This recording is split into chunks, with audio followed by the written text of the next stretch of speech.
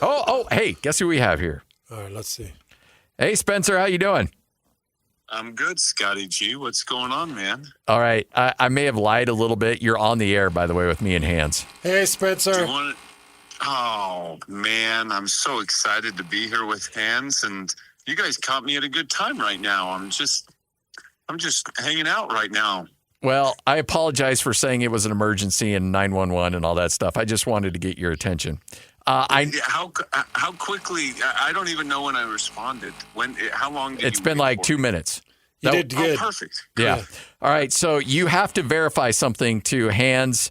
I made a claim on your behalf, and Hans and a lot of our listeners are having a hard time believing it.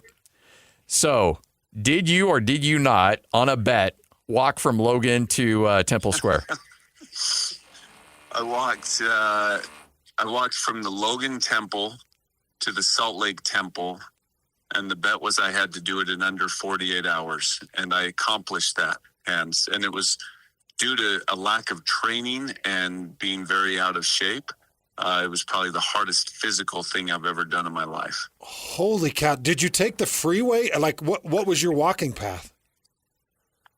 So we went Main Street to the canyon. We walked through the canyon. My wife said a couple people texted her and were like, "Is that your husband walking on the side of the road in the canyon?" Sardines. She was like, "Sure." There wasn't a lot of planning. The decision to go was at about 11 p.m. the night before, and I got up at about 5:30 and just drove to the temple and just started walking. And then once you get to Brigham, you take a left before you hit the freeway, and you take the old highway. Oh, you went 89, 91? Yeah. Okay. And then you get close to Smith and Edwards, and you cross over to the west side, and then you walk down the west side until you get into Ogden. And there was around, 10 o'clock at night, 11 o'clock at night, there were a few people also hiking that road that were kind of shady. Did you walk through the night, or did you stop and sleep? No. So the way that the bet was set up was I stopped around the Ogden airport. My brother, who lives in Farmington, picked me up. I went to his house. And this sounds so dramatic, but this is 100% true. I felt so horrible, so horrible.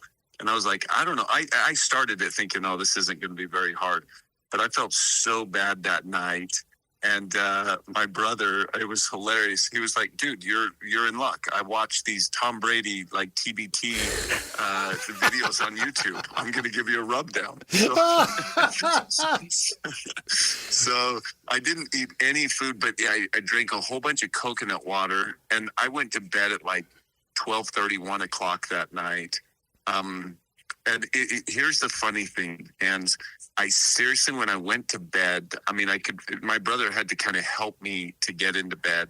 And because once I stopped moving, my body just stiffened up. Had to help me to bed. Gosh. And I literally said to him, and I was very sincere. I said, "Hey, when do you think you're going to bed?" He's like, "Probably like 30 minutes or an hour." I said, "Hey, will you just peek in to make sure I'm still breathing?"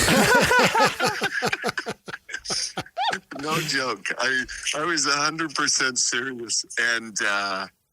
And so I'm up every hour going to the bathroom because I drank so much. And like every Maverick, fortunately there were tons of Mavericks along the way, and I'd fill up on Gatorade and water, but I drank so much water. But I woke up at like 5:30, slept for about 5 hours. But like I said, I was up every hour. And 5:30, my brother came down. He was like, "What do you think?" And I got up and I was amazed at how much better I felt. I didn't feel great, but I didn't feel like, it was going to end. And so I was like, "Hey, let's do this." So he drove me back to the place. I started walking. What I failed to do was realize, and I should have done it before, but I started walking about 30 or 40 minutes. My feet started killing me, and I stopped at a park bench. Where was that? Layton, maybe? And took my socks off, and the whole bottom of my foot was blistered. It was just like one big blister across the entire bottom. So fortunately, I was in civilization at that point because there was a Walgreens close by. Just pretty much put a whole thing of moleskin on the bottom of my feet and just walked it, and got to the Legacy Park Trail. And that was kind of a hard one, too, because the sun was beating down. Oh, This yeah. was in May. Sun was beating down.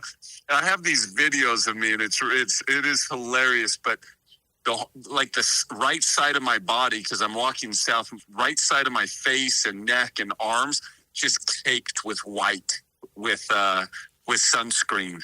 But the left side, nothing. But, yeah. And then you go, Victor, you duck under the freeway off the Legacy Park Trail in Bountiful. You walk kind of by the golf course down there in West Bountiful. And then Beck Street, Victory Road, up to the Capitol, and then downhill. Hans, I'll tell you what. Hans, I'd encourage you to do it.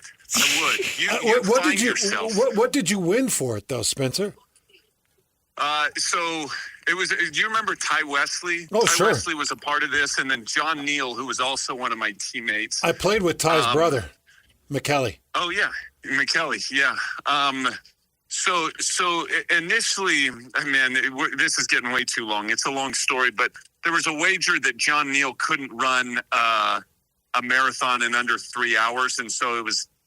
There was $500 on it, and John lost that. I'll only make a bet if I know I can win it, and that is so it's extremely rare. But John wanted to do something double or nothing for him to get his money back, and then Ty Wesley jumped on it. Ultimately, I got a pair of irons, a set of irons. Okay, there you go. My ping irons is what was purchased with those funds that John and Ty donated to the cause. So graciously donated. No, they were more than happy. They actually, Ty did say, so I wasn't going to tell anyone about it. I was just going to do the walk, say, hey, I did it. But then I thought I better snap a photo and send it to John and Ty. What ultimately happened, it was a Friday morning. They started a giant text thread of all our old college friends. They started tracking me, and it ended up being, Ty says that was the best $500 spent for like 2 days. He was like, I was completely entertained, and it was a good time. You know, wow. Paul Pierce is walking 20 miles to work today with barefoot off of a bet. Barefoot? Yeah. In Los Angeles. In L.A., watch out for the syringes there, Paul. I know that's what Scotty and I said. Careful on that one. No way could I have done it barefoot. I had 2 pairs of shoes. I took one in my backpack, and I'd switch shoes every 3 or 4 hours. But yeah, I was not in good shape. My wife has a picture of me afterwards. We went back to my brother's place, and she's got a picture of me laying on my brother's bed. And my body just started shaking. It wasn't a seizure or anything like that, but I don't even know how to explain it. Oh, my wife's sitting here. We're walking down the street right now. And hi, Julie. Wife is like, you were going. Scotty says hi, Jules. But she was like, you were definitely going into shock. She has this video of me just like the shivers, but then it gets really a lot more than that. And the only thing that would stop it is I got in this ice tub, and then all of a sudden I stopped shaking. So wow. If I told her that if I would have seen her doing that, I would have taken her to the hospital immediately. But it was all good. We lived, and I have new irons, and I feel like they're much more forgiving than my old ones. So I'm a little better golfer, and it's a great story. That is a great story. Spencer, thanks, buddy. Thanks, Spencer. I'll hit you up later.